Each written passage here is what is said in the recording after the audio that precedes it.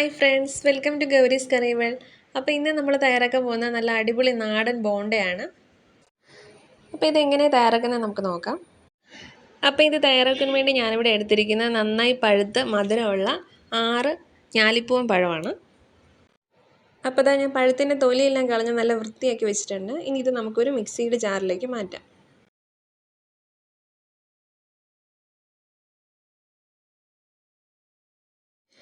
ഇനി ഇതിലേക്ക് നമുക്ക് ഒരു 4 ടേബിൾ സ്പൂൺ പഞ്ചസാര ചേർത്ത് കൊടുക്കാം.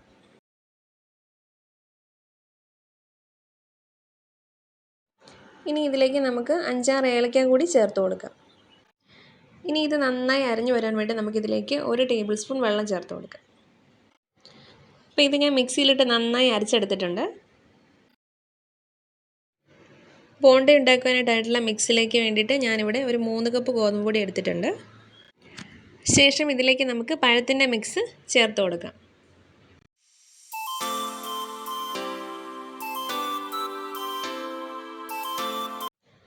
ഇനി ഇത് രണ്ടും കൂടെ നമുക്ക് നന്നായിട്ട് മിക്സ് ചെയ്ത് കൊടുക്കാം.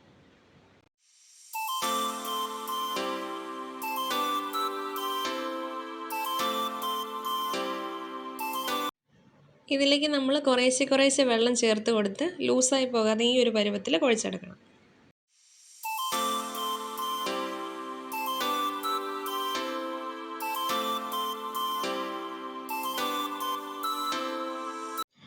മിക്സ് നന്നായി കുഴച്ച് വെച്ചതിന് ശേഷം നമുക്കിതിലേക്ക് 1 ടീസ്പൂൺ സോഡാപ്പൊടി ചേർത്ത് കൊടുക്കാം.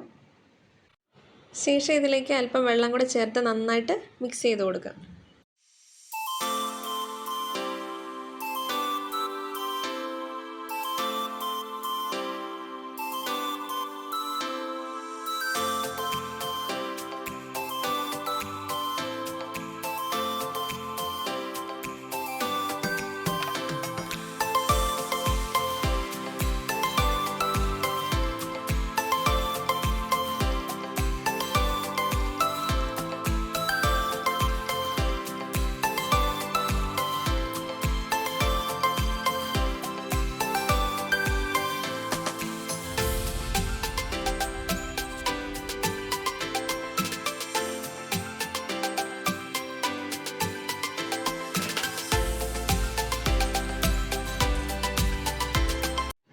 മാവ് നന്നായി പൊങ്ങി വരാൻ വേണ്ടിയിട്ടാണ് നമ്മൾ സോഡാപ്പൊടി ചേർക്കുന്നത്.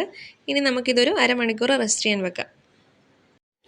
അപ്പോൾ ഇത് അരമണിക്കൂർ കഴിഞ്ഞ് ഞാൻ മൂട് തുറന്ന് നോക്കിയപ്പോൾ നന്നായിട്ട് മാവ് പൊങ്ങി വന്നിട്ടുണ്ട്. ഇനി നമുക്ക് ഇതിലേക്ക് മധുരം ബാലൻസ് ചെയ്യാനായിട്ട് ഒരല്പം ഉപ്പ് കൂടി ചേർത്ത് കൊടുക്കാം.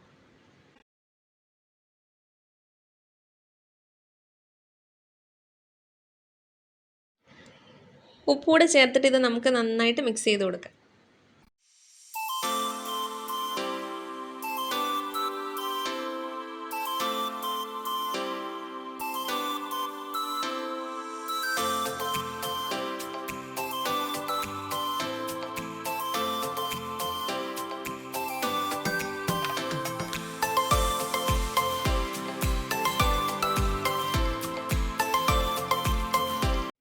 അപ്പോൾ ഇതാ നമ്മുടെ മിക്സ് തയ്യാറായിരിക്കുകയാണ്. ഇനി നമുക്ക് ഒരല്പം വെള്ളം കൂടെ എടുത്ത് ഒരു പാത്രത്തിലേക്ക് മാറ്റി വെക്കാം.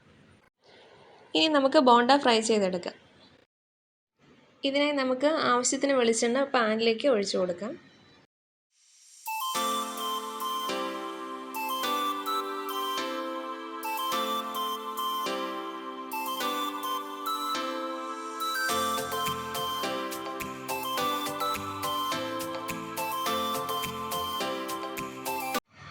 മാവ് കയ്യിൽ ഒട്ടിപ്പിടിക്കാതിരിക്കാൻ വേണ്ടി നമ്മൾ വെള്ളത്തിൽ അല്പം കൈ നനച്ചിട്ട് മാവ് ഓരോ ഉരുളകളായിട്ട് ഉരുട്ടിയെടുക്കാം.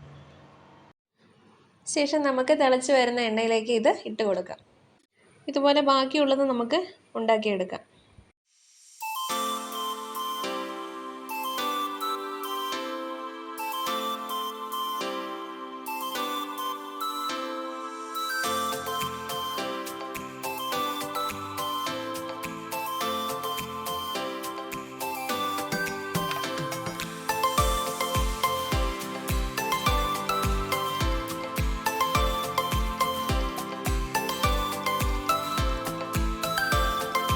അപ്പോൾ ഒരു 2 മിനിറ്റിന് ശേഷം ഇതിൻ്റെ ഒരു വശം നന്നായിട്ട് മുരിഞ്ഞു വന്നിട്ടുണ്ട്. ഇനി നമുക്കത് മറിച്ചിട്ട് കൊടുക്കാം.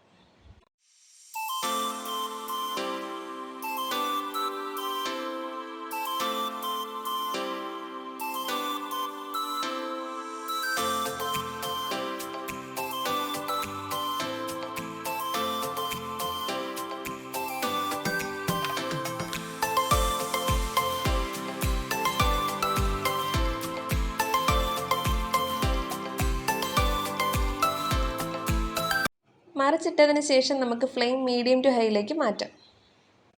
അപ്പോൾ അതാ 2 വശവും നന്നായിട്ട് മൊരിഞ്ഞു വന്നിട്ടുണ്ട്. ഇനി നമുക്കത് ഓരോന്നായി കോരിയെടുത്ത് ഒരു പ്ലേറ്റിലേക്ക് മാറ്റാം.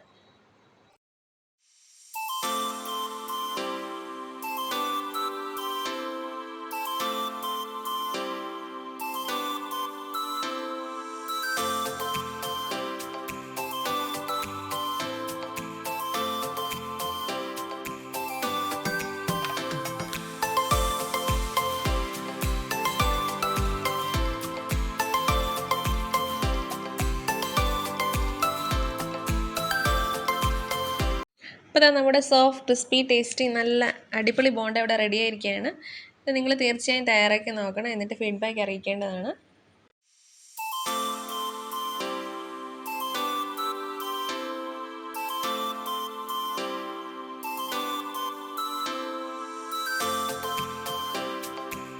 അപ്പോൾ ഇന്നത്തെ ഈ വീഡിയോ നിങ്ങൾക്ക് ഇഷ്ടമായെന്ന് വിചാരിക്കുന്നു. ഇഷ്ടമായിട്ടുണ്ടെങ്കിൽ തീർച്ചയായും ലൈക്ക് ചെയ്യാനും ഷെയർ ചെയ്യാനും കമൻറ്റ് ചെയ്യാനും സബ്സ്ക്രൈബ് ചെയ്യാനും മറക്കരുത്.